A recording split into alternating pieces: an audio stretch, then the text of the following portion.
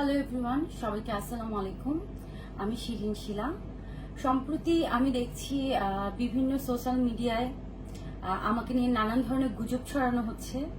আমি নাকি কোন যুবলীগ নেতার সাথে গা ঢাকা দিয়েছি, তারপর আমি নাকি তাদের সাথে বিদেশের সফরসঙ্গী হয়েছি, আরো অনেক বাজে বাজে কন্টেন্ট আমাকে নিয়ে বানানো হচ্ছে।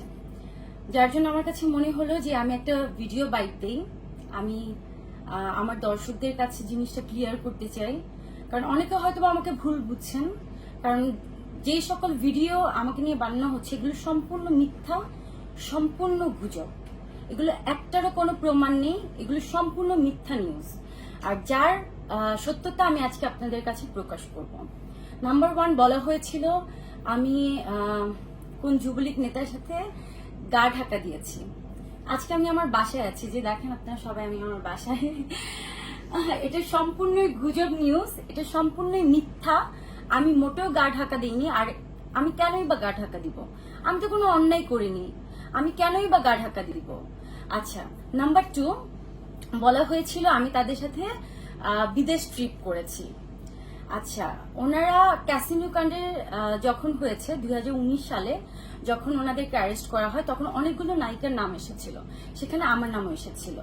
তো কোনো একটা অকারেন্স হলে আমার নামটা কেন আসে আমি জানি না। আজ থেকে 6-7 বছর আগে কোন গুজব নিউজে নায়িকাদের নাম এসেছিল, সেইটাকে আপনারা এখন বর্তমানে আবার টেনে নিয়ে আসছেন। ওকে ফাইন, আপনারা টেনে নিয়ে আসছেন। সেখানে বলা হয়েছে আমি তাদের সফর সঙ্গী হয়েছি। আচ্ছা, আমার জানা মতে তারা গত 4-5 বছর ধরে তারা জেলে, আর তাদের কোনো আমেরিকার ভিসাই নাই।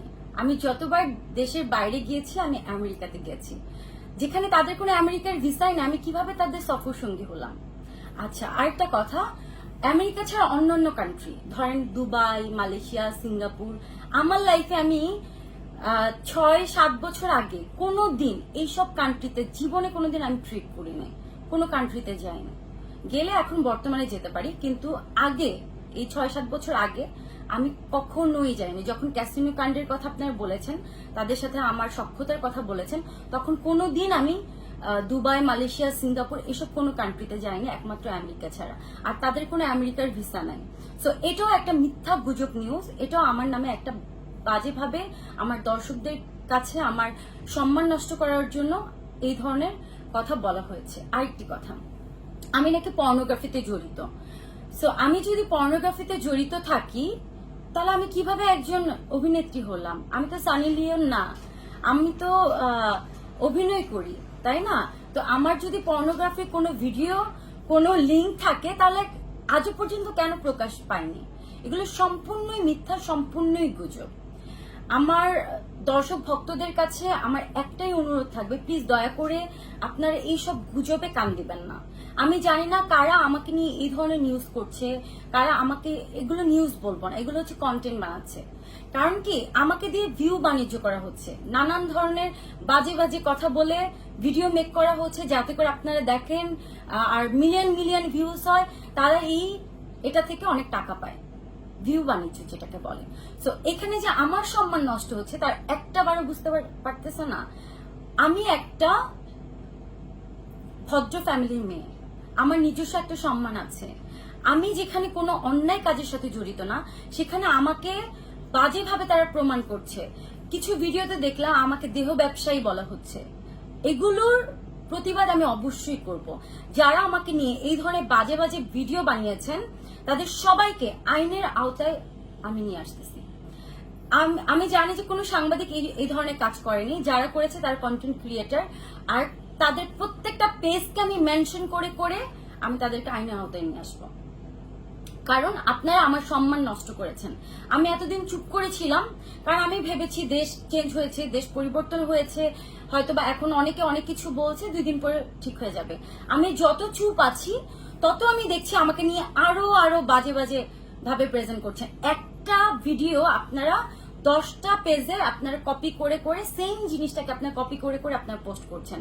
আর আমি দেখলাম কিছু কিছু পেজে, যেই পেজে জীবনেও 100 100ও ভিউ হয় নাই, 50,000ও ভিউ হয় নাই, সেই পেজে আমার এই বাজে ভিডিও আপনারা মেক করে বানিয়ে 3 মিলিয়ন 4 মিলিয়ন 5 মিলিয়ন করে আপনার ভিউ কামাচ্ছেন, কিন্তু আপনারা কি একটাবারে বুঝতেছেন আমার সম্মানটা কোথায় রইলো, আমি কতটা ছোট হলাম আমার পরিবারের কাছে?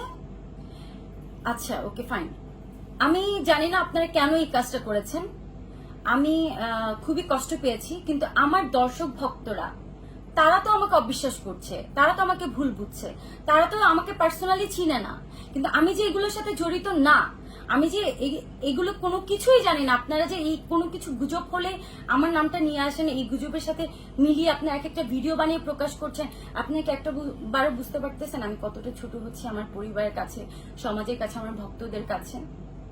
এটা খুবই দুঃখজনক। আমাকে আমার ভক্তরা আমাকে ভিডিও পাঠাচ্ছে, আমার পরিবারের লোকজন আমাকে লিংক দিচ্ছে, বলতেছে দেখো তোমাকে নিয়ে কি বাজে বাজে কথা বলতেছে। আমি বললাম যে দেশের অবস্থা খারাপ, আম্মু থাক, কয়দিন পর ঠিক হয়ে যাবে, কিন্তু না, কোনো কিছু ঠিক হচ্ছে না। এখন দেশে আইন আছে, দেশ যেহেতু পরিবর্তন হয়েছে, দেশে আইন আছে, অবশ্যই আমি আইনে আশ্রয় নিব। আইনের প্রতি আমি শ্রদ্ধাশীল, আমি অবশ্যই আইনকে বিশ্বাস করি, আমি জানি এখন দেশ পরিবর্তন হয়েছে, দেশে আইন এখন অনেক স্ট্রং, আমি অবশ্যই আইনে আশ্রয় নিব। আমি যারা আমাকে নিয়ে এই ধরনের সম্মানহানি কাজ করেছেন, আমি অবশ্যই তাদেরকে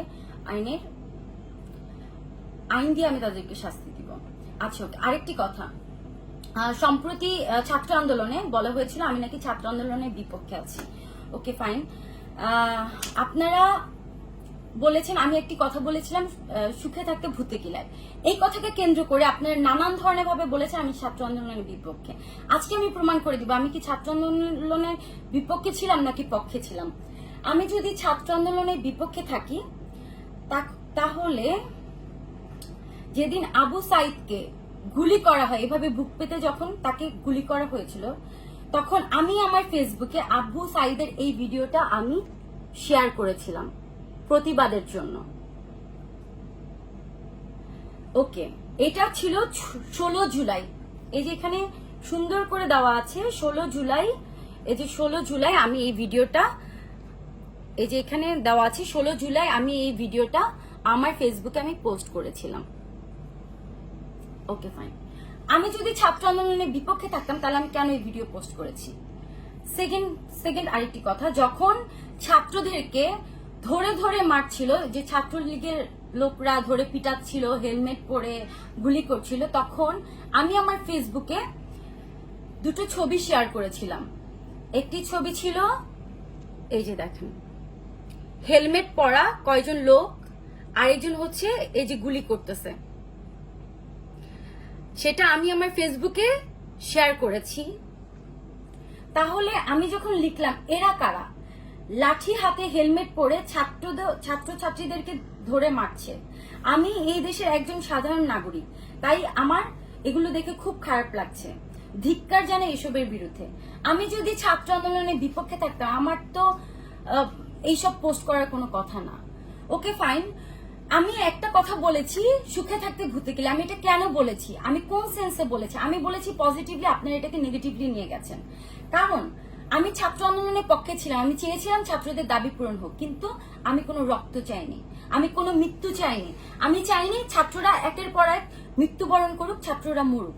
আমি যখন দেখলাম ছাত্র আন্দোলনের মধ্যে ছিল না, ছাত্ররা একের পর এক তাদেরকে গুলি করে মারতেছে, একের পর এক ছাত্রদের মৃত্যু হচ্ছে, তখন আমার কাছে খারাপ লেগেছে। আমার কাছে মনে হয়েছিল এই ছাত্র আন্দোলনের নামে ছাত্রদের উপর নির্মম নির্যাতন করা হচ্ছে, তখন আমি এই পোস্টটা করেছি।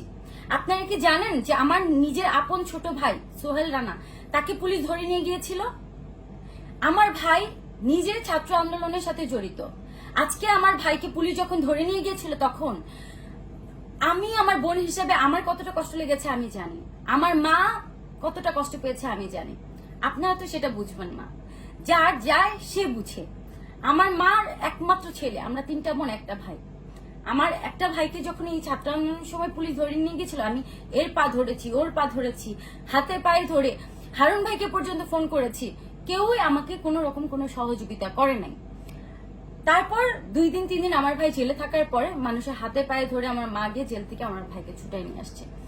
তো আমি যদি ছাত্র আন্দোলনের বিপক্ষে থাকতাম তাহলে আফতাবনগরে যখন এত বড় ঘটনা ঘটলো, ইস্ট ওয়েস্ট ইউনিভার্সিটি আফতাবনগর এত বড় ইউনিভার্সিটি, ব্র্যাক ইউনিভার্সিটি আফতাবনগর একদম মুখে, এত বড় university, BRAC university, east West university এত বড় বড় ঘটনা ঘটলো, তখন বনশ্রীতে প্রচুর পরিমাণ গোলাগুলি হচ্ছিল, প্রচুর পরিমাণে। বনশ্রীতে যখন ফায়ার করা হচ্ছিল, বনশ্রী থেকে আমাদের একটা সাঁকো আছে আফতাবনগর ঢুকার, তখন বনশ্রী থেকে আফতাবনগর ঢুকছিল, অনেক ছাত্ররা দৌড়ে পালাচ্ছিল। তারপর বনশ্রী ওই পার থেকে এই পারে ওপেন গুলি করছিল ছাত্রদের উপর।